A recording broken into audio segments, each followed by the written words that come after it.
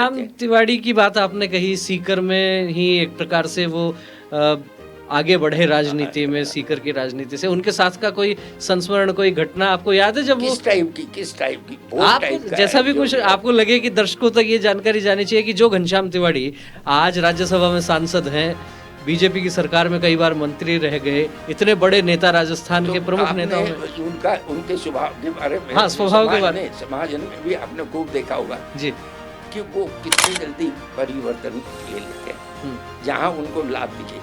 और यही कारण उन्होंने अलग से संगठन खड़ा किया, पार्टी बनाई अलग हाँ, से। उस समय भी मैंने उनको कहा कि आज मूल जो आपने सीखा है वो एक दिन, 2 दिन, कितने दिन झक मार लो, झक मारो, मैंने शब्द बोलना पड़ा उनको। अच्छा। तो मेरे खूब निकटतम रहे, और इसी कारण से मैंने उनको खूब समझाया, परंतु वो नहीं माने। इसलिए बुद्धू घर को आए, ये शब्द मैंने ये कहा। नाराज नहीं हुए घनश्याम जी?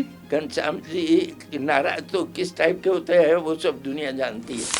मदन जी जो स्वभाव बचपन में था वो आखिरी तक वैसा ही रहा। अच्छा। उसमें है बसे, जैसे अपना संगठन को चलाने के लिए कुछ कड़े शब्द भी बोल देना, तो ऐसे शब्द भी वो प्रेम रखते हुए भी कड़े शब्द बोलते थे।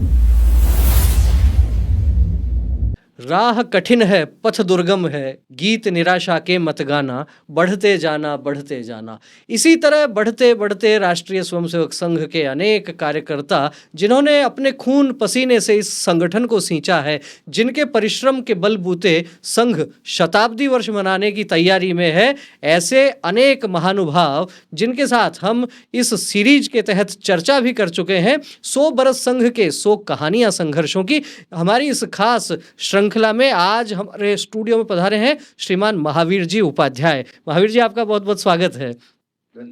श्रीमान महावीर जी उपाध्याय मूल रूप से सीकर के रहने वाले हैं और लंबे समय तक इन्होंने सीकर में संघ का काम किया। उसके पश्चात ये राजधानी जयपुर के निकट सांगानेर प्रतापनगर में आए और यहाँ भी रुके नहीं, थके नहीं, अनवरत जो संघ का विचार, जो प्रारंभिक बाल्यावस्था में जो विचार इनको मिला, उसको लेकर चल रहे हैं। और दर्शकों को ये जानकारी देना जरूरी है कि महावीर जी उपाध्याय का जन्म है 1943 का, लगभग 82 वर्ष की इनकी आयु हो चुकी है, और संघ विचार के साथ काम करने की हम बात करें तो लगभग 7 दशक से अधिक का समय बीत गया है। तो पहली बार शाखा कैसे, किस प्रकार से जाना हुआ? मेरे बड़े भाई साहब दुर्गा प्रसाद जी उपाध्याय है जी, वो संघ से जुड़े हुए थे, उनकी प्रेरणा से ही मैं हुआ, और प्रारंभ से ही उन्होंने मुझे एक दिशा देने की प्रयास किया, पर बच्चा छोटा ही था इसलिए जल्दी से पकड़ में नहीं आ रहा था। परंतु उस दिन विजयदशमी को जी, उस समय जो पथसंचलन चला उसमें मेरे को रुचि बनाई। अच्छा। और मुझे उस समय गणवेश, उस समय भी संचलन निकलता था विजयदशमी को। कौन से सन की बात होगी? ये आपकी 1954। 54 तो 43 का आपका जन्म है, लगभग 11 वर्ष की आयु रही होगी आपकी। तो संचलन में भाग लिया आपने? अच्छा। वो संचलन लेने से चला, कैसे चला वो तो मुझे अभी पूरी तो नहीं है, पर तो पीछे पीछे चला। अच्छा, इस समय अभी जो संघ की गणवेश की हम बात करते हैं तो संघ की गणवेश में अभी सफेद शर्ट है और खाकी पैंट है।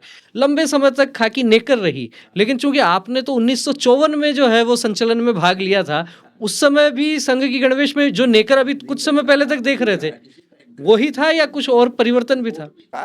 दूसरे पैंट, लंबा पैंट था। अच्छा। और बेल्ट, जूते भी वो थे, और वो बूट होते थे शायद ना? बूट को भी ऐसे लपेट के अच्छा चलाए जाते थे, जैसे एक आर्मी के लोग जैसा पहनते थे, उससे मिलती जुलती सी गणवेश थी। उसी तरह से पहनाया जाता था। अच्छा। और उस समय मेरे जूते नहीं, उस समय मेरे नाप के जूते ही नहीं मिले। अच्छा। तो जूते नहीं मिले तो उसी समय काले जूते आते थे और बड़े साइज के आते थे, आगे तक का, जैसे मिलिट्री वाला होता है। अच्छा। उस टाइप के थे। तो बहुत करकुरा के किसी वहाँ से, किसी से विशेष रूप से मेरे लिए बड़े भाई साहब ने मेरे को बना के पहनाया। वो दृश्य कल्पना जब करता हूँ तो मुझे ऐसा लगता है कि संघ की प्रेरणा से ही आज जो मुझे जो कुछ भी मिल रहा है और जिस तरह से मेरा परिवार चल रहा है, जी। जिससे मैं अन्य समाज के जो लोग, जो दिशा उनकी चेंज हो गई आज के हवा के हिसाब से, वो आज मेरे को भी है, नहीं हो रही है। और दूसरी बात है, आदर्श के हिसाब से परिवार भी ढल गया और मैं स्वयं तो ढल ही गया। तो आपको लगता है कि संघ के साथ जुड़े तो जीवन थोड़ा सा आनंददायक हो गया? आनंद भी नहीं है, आनंद से भी कोई और कोई चीज कह सकते हो, वो हो गया।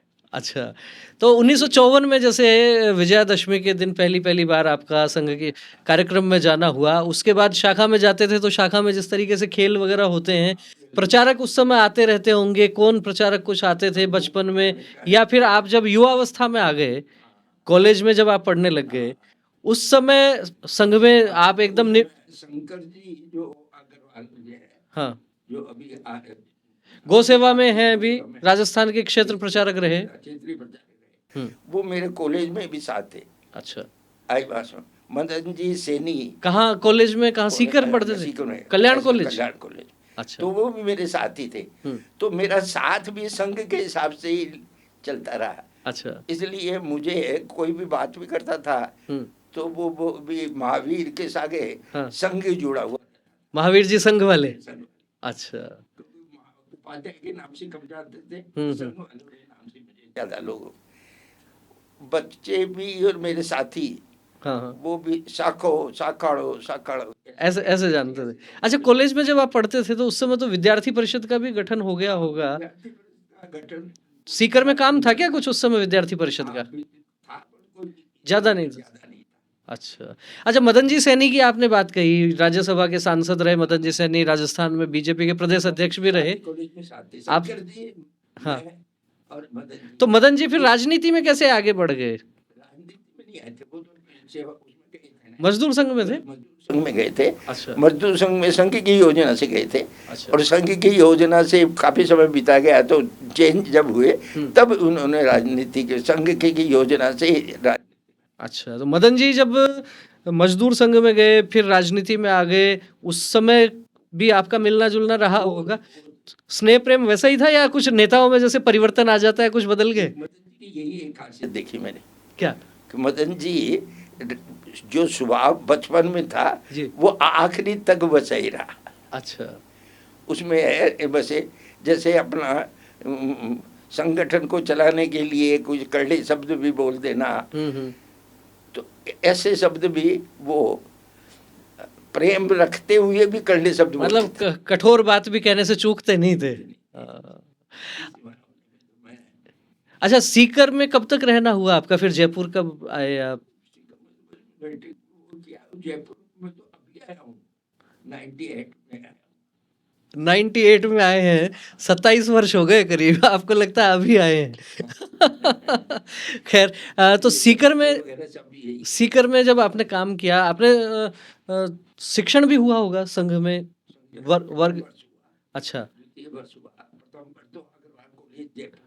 कौन से सन में हुआ होगा? ये सन याद नहीं है। द्वितीय वर्ष, तृतीय वर्ष में हुआ? अच्छा, वो भी हाँ, 2008 में। 2008 इतना लंबा आप कहोगे, इतना लंबा कैसे चला गया, ये प्रश्न आप करोगे, मैं बता देता हूँ। क्योंकि मैं सर्विस में था। अच्छा, और सर्विस में होने के कारण से मुझे समय नहीं मिल पाता था। और हालांकि संघ से जहाँ जहाँ भी रहा, पहले जैसे सीकर में मैंने जो संघ की जिम्मेदारी के साथ साथ नगर कार्यवाह तक, मतलब प्रभात विभाग कार्यवाह, नगर कार्यवाह तक रहा, फिर कार्य जिला की कार्यकारिणी में रहा। अच्छा, और फिर मेरा जैसे ही चेंज हुआ तो फिर विश्व हिंदू परिषद में वहाँ जिला मंत्री रहे विश्व हिंदू परिषद में। ठीक है, और फिर उसके बाद में वो वहाँ से दूसरे लोग चले गए तो फिर मुझे अध्यक्ष बनाया। अच्छा, फिर मेरा, मैं क्योंकि एजेंट से लेकर और ब्रांच मैनेजर तक सीख पाया। अच्छा, LIC में थे ना आप? तो नेशनल इंश्योरेंस में थे, तो ब्रांच मैनेजर तक रहे आप। वहीं रहा, और वहाँ रहा तो भी उस समय भी वहाँ रहने के कारण से फिर उन्होंने समय कम मिलता था, इसलिए उन्होंने संघ की योजना से विश्व हिंदू परिषद के अध्यक्ष के रूप में विश्व हिंदू परिषद सीकर जिले में खड़ा करने का श्रेय मुझे मिला। अच्छा, तो सीधे सीधे संघ से विश्व हिंदू परिषद में आए और फिर विश्व हिंदू परिषद के बाद किस संगठन में रही और जिम्मेदारी? सेवा भारती में, फिर सेवा भारती में रहे और सेवा भारती से फिर सेवा भारती के बाद में जामडोली। किसमें? जामडोली में, जामडोली केशव विद्यापीठ। अच्छा, वहाँ की प्रबंध समिति में रहे जी। और शंकर धानु का जो है विद्यालय मंत्री रहा। अच्छा, ठीक है। तो जैसे ही मैं सर्विस से रिटायर हुआ जी, वैसे ही शंकर जी की प्रेरणा, क्योंकि शंकर जी हमारे से निकटतम होने के हाँ। उन्होंने ही मुझे वहाँ का जिम्मेदारी कि अच्छा। वहाँ संभालो। फिर सक्षम में भी जुड़े आप? फिर सक्षम के अखिल भारतीय दृष्टिहीन कल्याण संघ था पहले, अखिल भारतीय दृष्टिहीन कल्याण संघ था जी। फिर वो वहाँ की केशव विद्यापीठ वाली मुझे वहाँ की राजनीति थोड़ी सी कम जमी। अच्छा, इसलिए मैं शंकर जी को कहा मैं हाँ। यहाँ उठापटक ज्यादा होती होंगी। अब वो जैसे भी राजनीति का तो पुट ज्यादा था और मुझे राजनीति से नहीं हूँ। अच्छा। राजनीति से इसलिए नहीं हूँ, यही घनश्याम तिवारी जब राजनीति में आया सीकर में जी, तो उसमें एक वार्ड ऐसा था हाँ। जिस वार्ड में अगर मैं खड़ा हो जाऊं तो निर्विरोध चुना जाऊं। अच्छा, तो मुझे ही उस समय कहा गया कि आप इस वार्ड में तो खड़े ही हो, अच्छा, क्योंकि मेरी इच्छा थी नहीं राजनीति में जाने की, बिल्कुल उस समय नहीं थी। अच्छा, मेरे बड़े भाई तो गए थे, पर मुझे कहा गया कि तुम आदर्श विद्यालय जाओ, हाँ। इस वार्ड में खड़े हो जाओ। मैंने कहा नहीं खड़ा हूँ, मना कर दिया चुनाव लड़ने से। साफ कर दिया एकदम। मैंने कहा मुझे राजनीति में जाना ही नहीं अब, क्योंकि मैं अब भी सोच रहा हूँ अगर मैं उस समय वार्ड मेंबर में निर्विरोध चुना भी जाता हाँ। और अगर मैं नहीं उस समय जाता तो आज राजनीति में ही चला जाता। और राजनीति से मेरी रुचि कम है, सेवा की रुचि ज्यादा है। अच्छा, और आज तक सेवा की घनश्याम तिवारी की बात आपने कही, सीकर में ही एक प्रकार से वो आगे बढ़े राजनीति में, सीकर की राजनीति से। उनके साथ का कोई संस्मरण, कोई घटना आपको याद है जब वो किस टाइप की आप जैसा भी कुछ आपको लगे कि दर्शकों तक ये जानकारी जानी चाहिए कि जो घनश्याम तिवारी आज राज्यसभा में सांसद हैं, बीजेपी की सरकार में कई बार मंत्री रह गए, इतने बड़े नेता, राजस्थान के प्रमुख नेताओं में उनके स्वभाव के बारे में, हाँ, स्वभाव के बारे में समाज में भी आपने खूब देखा होगा जी कि वो कितनी जल्दी परिवर्तन ले लेते हैं जहां उनको लाभ दिखे। और यही कारण उन्होंने अलग से संगठन खड़ा किया, पार्टी बनाई अलग हाँ, से। उस समय भी मैंने उनको कहा कि आज मूल जो आपने सीखा है वो एक दिन 2 दिन कितने दिन झक मारो, मैंने शब्द बोलना पड़ा उनको। अच्छा। तो मेरे खूब निकटतम रहे हाँ। और इसी कारण से मैंने उनको खूब समझाया, परंतु वो नहीं माने। मैंने कहा समय एक फिर आएगा। हाँ। अच्छा, तो उन्होंने दीनदयाल वाहिनी जब बनाई थी तो आप उनको कहने के लिए गए थे कि गलत कर रहे हो? मैं स्वयं गया था। अच्छा, और पर बात नहीं मानी। आज आप और हम दोनों बैठे हैं, बातचीत कर रहे हैं, इसी तरह से मैंने उनको समझाया था। अच्छा। और उसके बाद में जब कांग्रेस में गए हाँ, तब तो मैंने उसको बहुत कड़वी शब्द भी कहना पड़ा। कठोर शब्द कहे आपने? बहुत कड़वी शब्द बता सकते हैं अभी दर्शकों को? नहीं, पर वो जो बाद में आए तब कहा लोग आपस की मित्रता थी आपकी, तो इसलिए बुद्धू घर को आए, ये शब्द मैंने ये कहा। नाराज नहीं हुए घनश्याम जी? घनश्याम जी नाराज तो किस टाइप के होते हैं वो सब दुनिया जानती है। अच्छा, नहीं, आपकी तो मित्रता रही है ना, नेताओं के साथ तो अलग व्यवहार होगा, आपके साथ में तो कबड्डी खेली होगी उन्होंने? खूब कबड्डी खेली होगी। मैं जब सीकर में नगर कार्य हुआ था, पहले प्रभात विभाग कार्य, अभी नगर कार्य हुआ था, तो ये प्रभात विभाग कार्य हुआ थे उस वक्त। अच्छा, तो इतना आपस में साथ में काम किया। दूसरी बात, मेरा जो घर है सीकर में, जो घर है उसके बिल्कुल पीछे ही है। अच्छा, साथ बहुत चीजें साथ समय में बिताया। पारिवारिक भी दृष्टिकोण से भी, अब तो मैं राजनीति के कारण से मतलब वो बात ही बदल गई। हाँ। नहीं, घर की तरह से मैंने 2-3 पीढ़ी तो खुद देखा है, एक दूसरे के आना जाना, दुख सुख में आना, सब कुछ किया। मूल रूप से तो घनश्याम तिवारी भी, जैसे आप बता रहे हैं, आपके साथ में संघ में उन्होंने काम किया है, तो उस समय शुरू से लगने लग गया था क्या कि ये व्यक्ति जो है आगे जाके राजनीति में काम कर सकते हैं, ऐसा कुछ? हाँ, बिल्कुल। वो उनके व्यक्तित्व में दिखती थी वो सब चीजें? मुझे कहना तो नहीं चाहिए, पर मन में आती है तो आप कह रहे हो, मन में आए तो कह देना चाहिए। हाँ। उनका स्वभाव उस समय भी, जैसे ये जो संघ में भी जाते थे, हाँ। और कहीं भी यात्रा करने के लिए, तो उसमें भी एक अपनी अपनी बात को ऊपर ही रखते थे। नेतृत्व का गुण था। अच्छा, सीकर में आपने लंबे समय तक काम किया है। हाँ। कौन कौन प्रचारक उस समय के रहे होंगे जिनके साथ में आपने काम किया, जिनके साथ के आपके अनुभव होंगे? हाँ, तो वो मैंने बताया ना, सत्यनारायण जी थे, सत्यनारायण जी जो जो अभी भारती से भवन में लंबे समय तक वस्तु भंडार का काम देखते भंडार का संभाले, रहे, वो सीकर में थे। जिला प्रचारक रहे क्या? हाँ, अच्छा। और अशोक जी काम्बोज। अशोक जी काम्बोज का भी खूब नाम जो है वो सीकर के कार्यकर्ता बताते हैं हाँ, अक्सर। नहीं, उनकी वर्किंग बहुत अच्छी थी, बहुत अच्छी थी। अच्छा। वो कठोरता से जो काम करते थे, हाँ हाँ। मुझे वो दृश्य भी आज भी याद दिला दिया आपने। मेरी उनसे संघ से जुड़े हुए थे, मुझे बहुत समय तक तो पता ही नहीं लगा अच्छा। कि ये 2-2 3 दिन भूखे भी रहते हैं। अच्छा, भोजन नहीं मिलता था उस समय। हाँ। तो मुझे जिस दिन पता लगा तो मेरे को बड़ा मतलब वो लगा, तो मैं इनके बिल्कुल निकटतम आया। फिर आपने कह दिया उनको कि अब भूखे रहने की जरूरत नहीं है? हाँ, एकदम कठोरता से कहा, हाँ। कठोरता से ये कहा हाँ। कि जब भी रात को चाहे 11 बजे घर पर आ जाया करो, जी। लूका सूखा जो भी होगा वो आपको खाना पड़ेगा, अब ये जरूर है, और आपको भूखे नहीं सोने दूंगा मैं। ये महत्वपूर्ण बात है दर्शकों के लिए कि उस दौर में जब संघ का व्याप बहुत अधिक नहीं था, जब संघ की समाज में बहुत अधिक स्वीकार्यता नहीं थी, तो उस दौर में प्रचारकों को कई कई दिन तक भोजन नहीं मिलता था। लेकिन संघ के जिन कार्यकर्ताओं को ये पता लग जाता था कि हमारे प्रचारक को समय पर भोजन नहीं मिल रहा है, वे निश्चित रूप से अपनत्व के साथ, पूरे स्नेह प्रेम के साथ ये कह देते थे कि चाहे रात के 11 बज रहे हों या फिर दोपहर के 4 बज रहे हों, चाहे भोजन का समय हो या नहीं हो, हमारा घर आपका ही घर है। और निश्चित रूप से माँ भारती की सेवा के लिए जो प्रचारक अपना परिवार छोड़ के बाहर निकलते हैं, पूरा समाज उनका परिवार होता है। और उसी प्रकार का भाव संघ में जो गृहस्थी कार्यकर्ता हैं वो उनको महसूस भी करवाते हैं और परिवार के सदस्य के जैसे ही रहते हैं। तो अशोक जी के साथ का और भी कोई आपको संस्मरण ध्यान में? खूब ऐसा सुना है मैंने कि उठापटक करने वाले, धूम धड़ाका करने वाले प्रचारक थे। मैं बताता हूँ आपको, एक बार मेरे साथ मुसलमान भी कुछ साथ पड़े हुए थे जी। तो उनके वो उधर गया हुआ था। हाँ। तो उन्होंने मेरे को ऐसा कुछ शब्दों में ऐसे कहा। अच्छा, अपमान किया आपका? अपमान शब्द का ही शब्द कहा, अपमानित वैसे नहीं किया, शब्द वैसे ही थे। तो उन्होंने उस समय जब पता लगा तो वो खड़े हुए और लठ हाथ में ले लिया। अच्छा, वो सीकर का जो कार्यालय था वो ऐसे ऊंचा था, घंटाघर में था पहले ना? घंटाघर के पास में था। वो सीधी चढ़ाई भी सीधी थी, तो सीधी चढ़ाई में वो ऐसे चढ़ते थे जैसे कोई नीचे चल रहा हो। अच्छा। तो इतना प्रेम उस समय हो गया कि रात्रि को उन्होंने कहा अब मेरे साथ ही सुला, रात्रि को मेरे साथ में उन्होंने कार्यालय पे सुलाया।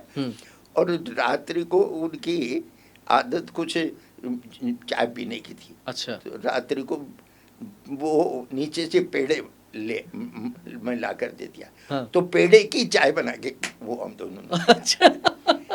पेड़े की चाय कैसे बना ली? दूध की जगह पेड़ा डाल दिया? दूध की चीनी भी उसमें आ गई। चीनी भी आ गई और दूध भी आ गया। उस तरह दोनों। वाह, क्या बात है। तो उस तरह से उन्होंने तो और यहाँ तक कि मेरे को, मैं जयपुर में कार्यालय होने के कारण डिवीजन ऑफिस में, तो मुझे कभी सुबह सुबह ट्रेन में जाना पड़ता था। तो लगाव इतना व्यक्तिगत हो गया था कि घर पर खाना खाना जो कुछ भी करना। तो मुझे साइकिल पर बैठा के, उसमें मोटरसाइकिल भी नहीं थी, साइकिल बैठा के रेलवे स्टेशन रात्रि को सुबह ट्रेन पर 5:30 बजे छोड़ के जाते थे। बिल्कुल एकदम भाई के जैसे पूरा स्नेह प्रेम था आपके साथ में। अच्छा, अशोक जी काम्बोज जिस समय प्रचारक थे, लगभग उसी समय सीकर में महेश जी भी प्रचारक थे, जो बाद में भाजपा के प्रदेश अध्यक्ष हुए, राज्यसभा सांसद हुए।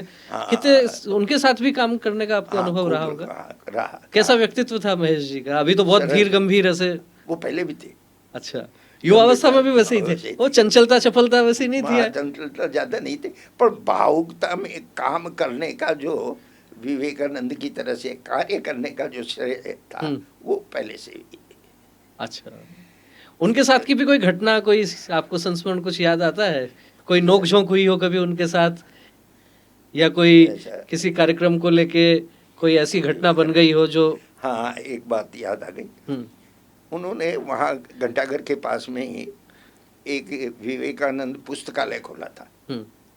तो विवेकानंद पुस्तकालय को, तो पुस्तकालय की किताबें कहाँ से आए?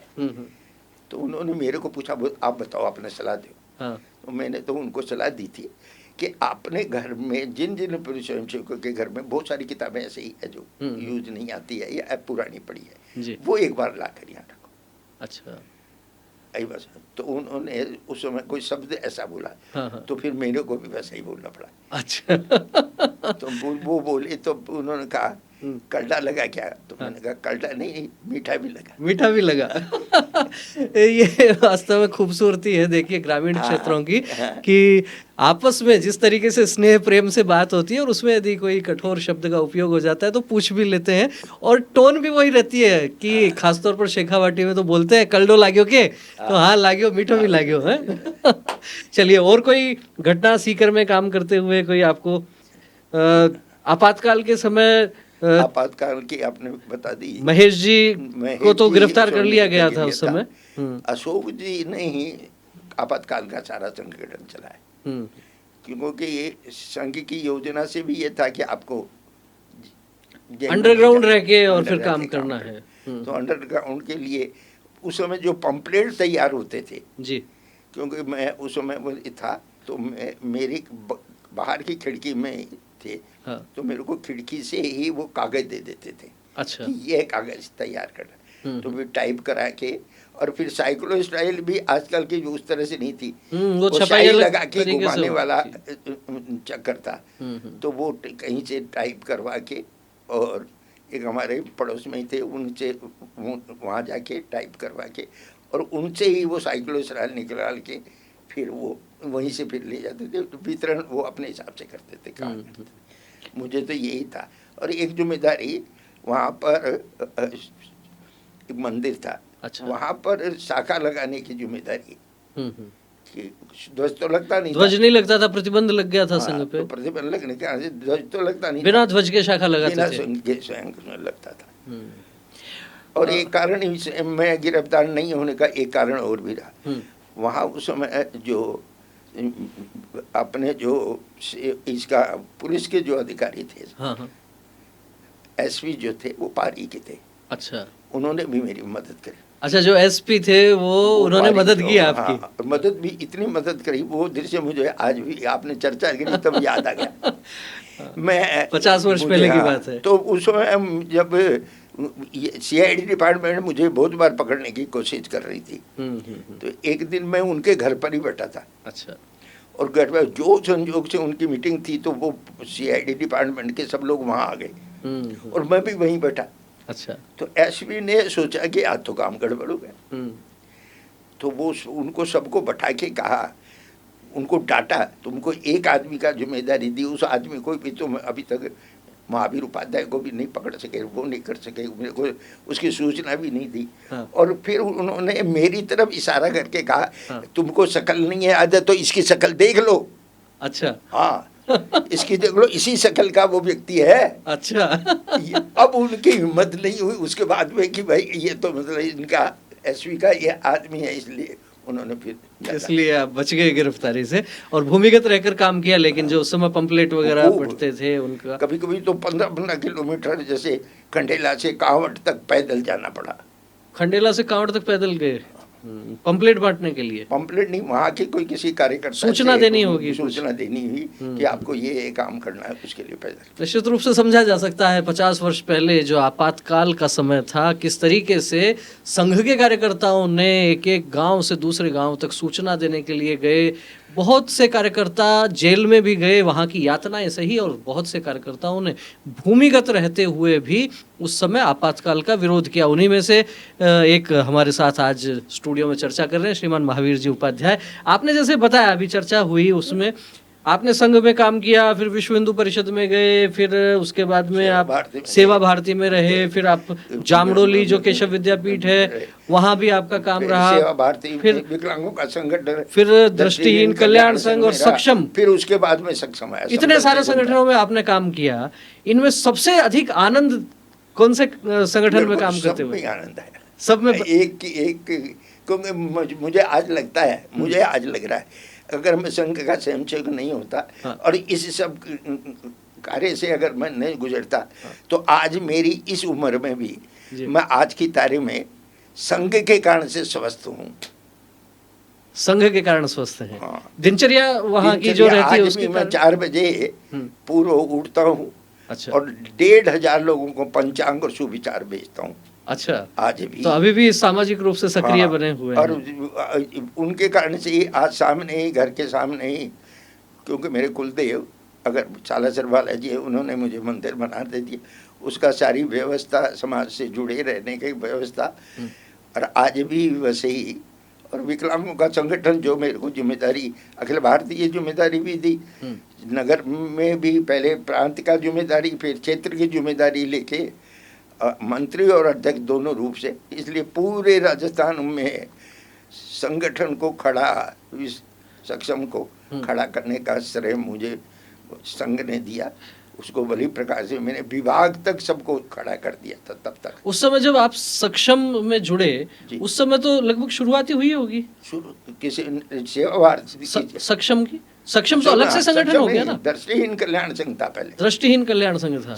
दृष्टिहीन कल्याण संघ कलकत्ते से प्रारंभ हुआ था। अच्छा। और संघ की योजना से हुआ था, फिर उसमें कुछ विकार पैदा होने लगे, तब इन्होंने कहा कि ये तो एक आंखों के लिए, केवल आंखों के लिए था। हाँ, जिनके आंखें नहीं। अखिल भारतीय लेवल पर ये तय हुआ कि विकलांगों का पूरे तरह से काम करें, इसलिए यह भैया जी के निर्देशन में ये नाम तय। सुरेश भैया जी जोशी जो सरकारेवा थे, उनके निर्देशन में फिर वो अखिल भारतीय दृष्टिहीन कल्याण संघ सक्षम बन गया। रखा उन्होंने पूछा कि क्या क्या नाम होना चाहिए, मेरे को मैंने बताया। अच्छा। तो उस समय मैंने कहा तो अब जो सक्षम में अब जो काम होता है वो हर प्रकार से किसी भी तरीके से जो दिव्यांग हैं, हाँ, उनकी सेवा के लिए, उनको संबल प्रदान करने के लिए काम होता है। पहले केवल जो आंखों से जो एक तरीके से दृष्टिहीन कल्याण संघ तो उसी में ही था, फिर ये जब चेंज हुआ तो अब तो सब में हो गया। अच्छा। तो सक्षम में काम करते हुए कुछ आपको ऐसा कोई विशेष अनुभव आया कि जिस तरीके से जो दिव्यांग लोग हैं उनके साथ में उनको मजबूती प्रदान करने का काम, उनको सहयोग देने का काम ये रहता था, या इसके अलावा और भी कुछ काम रहता था सक्षम का? बहुत सारे ऐसे लोगों का, मतलब जैसे इसमें महिलाएं भी जो थी। हाँ। तो मुझे याद आता है, नाम तो मुझे अभी तक याद नहीं, 1-2 का तो संबंध मैंने दोनों का संबंध भी करवाया। अच्छा अच्छा।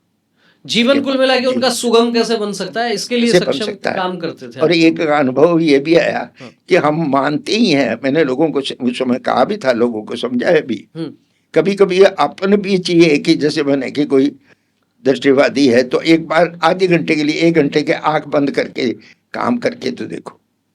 क्या महत्वपूर्ण बात कही है महावीर जी ने। निश्चित रूप से बहुत एक ये संवेदनशील बात है कि यदि आप किसी दृष्टिबाधित व्यक्ति के जीवन की कल्पना करना चाहते हैं तो एक बार कभी 1 घंटे तक ऐसा जीवन जीकर देखिए। यदि आप किसी को सोचते हैं कि कोई व्यक्ति एक पैर से दिव्यांग है तो कभी जीवन में एक दिन आप जो है केवल एक पैर पर कैसे रहा जा सकता है, रहकर देखिए। लेकिन कई बार महावीर जी लोग ऐसा भी कहते हैं, ऐसा खेल भी है ना, लंगड़ी चाल। हाँ, तो पर वो तो कोई 2-4-5 मिनट के लिए खेल खेलते हैं, 2-4-5 के लिए तो अभ्यास तो हुई हुआ। जी जी।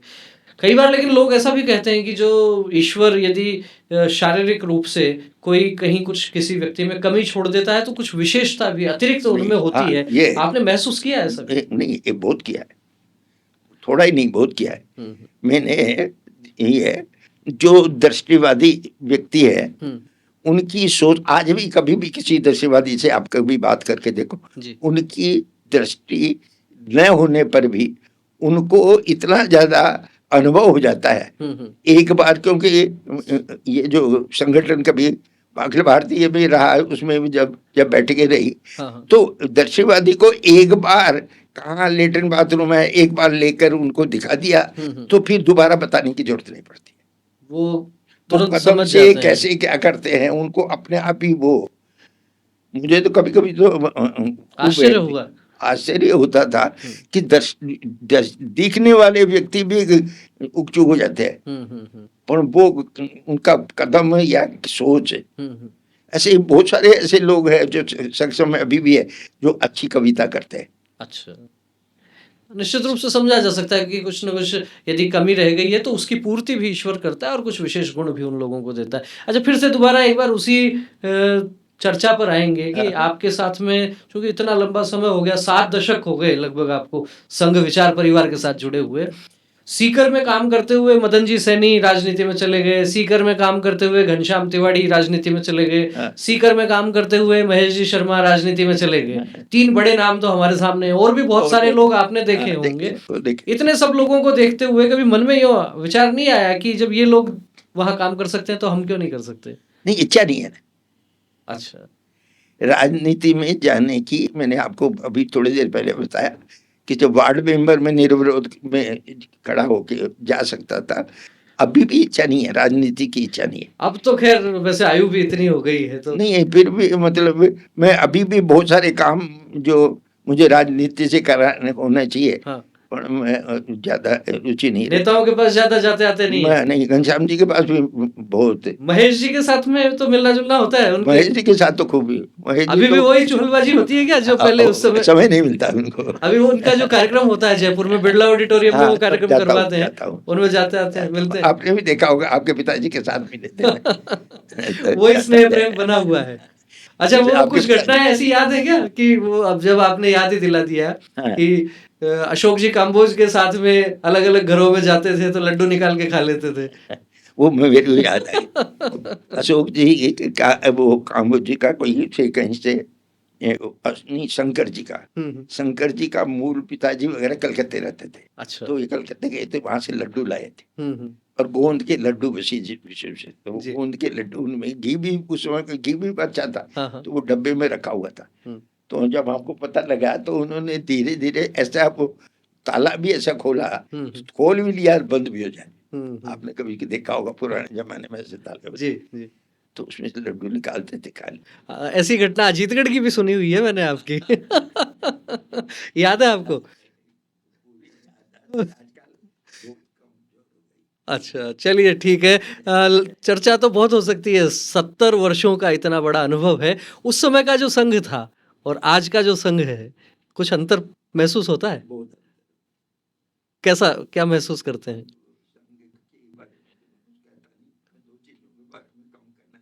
जी। उदाहरण दे दूंगा। हम्म।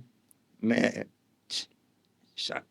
को सालासर बालाजी से मेरा जन्म वहीं का हुआ है एक तरह से। अच्छा।